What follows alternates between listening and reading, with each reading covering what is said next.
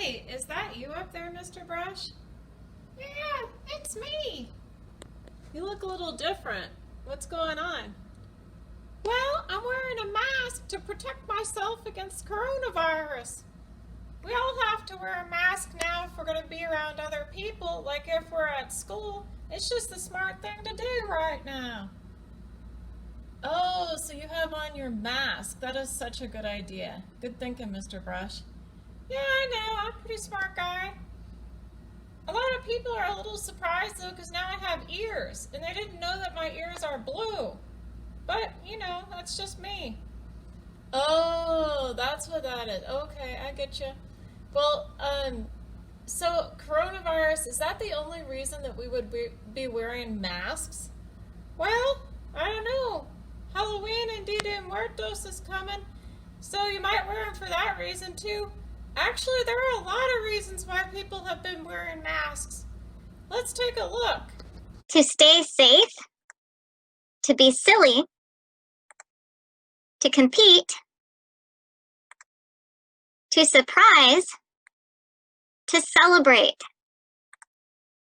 What other reasons can you think of to wear a mask? So now you get to design a mask. When you are finished and you've turned it in, I will print them out and then I will put them in the display case here at school. Don't worry, if you're at home, I'll take a picture so that you'll get to see all of them together. Hi guys, here's how you can create a mask in Sketchpad. So to get started, you're going to click Choose Your Mask here. That will take you to this website. Then you can choose the mask that you want. Right click at the bottom right corner of your mouse pad. You'll click Copy Image. And then there's a link right here that will take you to Sketchpad. So you click on Sketchpad. It will open up your Sketchpad with whatever you were working on last. I was working on a different mask. And you're going to click plus to start a new piece of art. You can choose the blank one, it's a good option, and then hit create. And then you're going to use the keyboard on your computer, and you'll hold down the control, that's CTRL, and the V key. And that will paste the mask that you copied into your document. After you paste it, you can resize it. So if you needed it smaller or larger, you can do that. And you can also crop. So I think I'll crop because I want my picture to be just of the mask.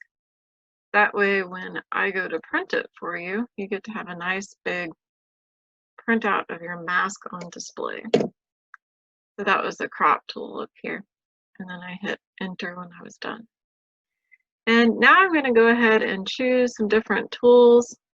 I think I'll start out with the pen tool to trace mine. I'm going to choose a different outline color, maybe dark green. I can change the size here if I want. That looks good.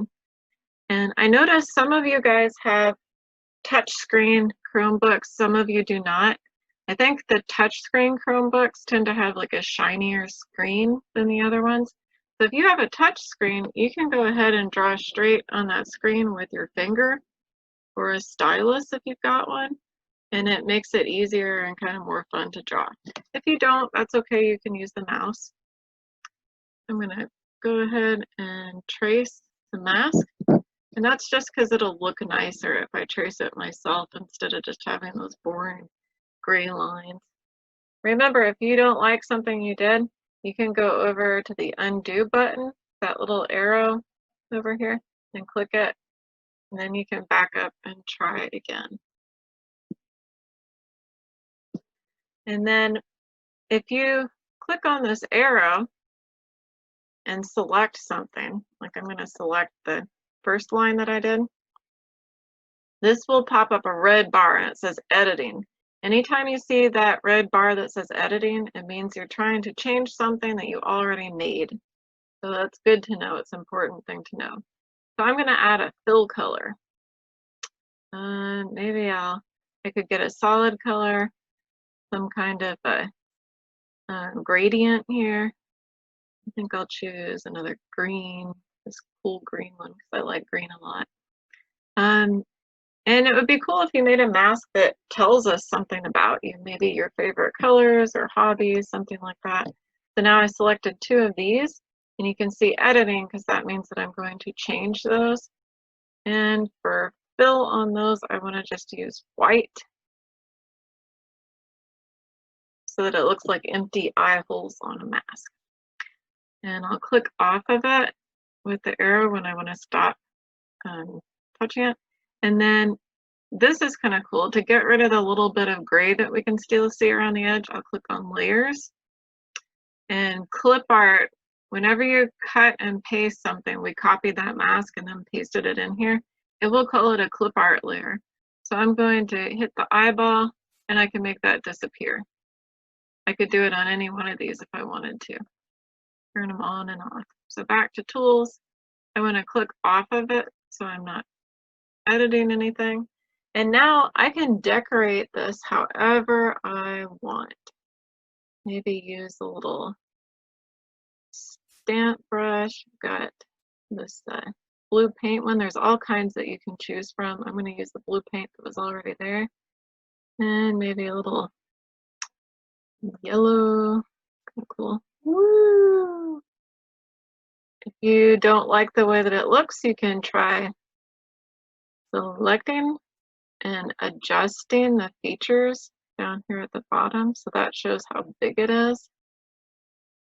And here's rotation. Woo, try different things. Offset, that's kind of cool. And then maybe I can drag it around to change it. You don't have to use stamp. Use whatever you want. You've got all these tools. All you do is click on it, click here to find the different tools that you want. And maybe even mirror brush. I saw kids using that this week in class, and it was pretty cool. Mirror brush does these really cool patterns. As long as you don't pick up your brush while you're working, it'll all be one line, which means that you can hold on to it, you can adjust it, do all kinds of cool stuff with it. Change it. And then if I wanted to move those eyes up, I could select them still. And then go into layers, and I can drag them above everything else so they pop through. Kind of a nice way to keep it looking like a mask. So you guys can do your mask however you want. Just make sure that they're school appropriate, because I'm going to print them all out and I'll cut them out, and I'm going to put them in the display case in front of the art room, and then I'll share a picture with everybody who's working virtually too. Remember, to get started, you need to leave this video. So close the YouTube tab and go back to the tab that has your slideshow in it. That will have the link to choose your mask.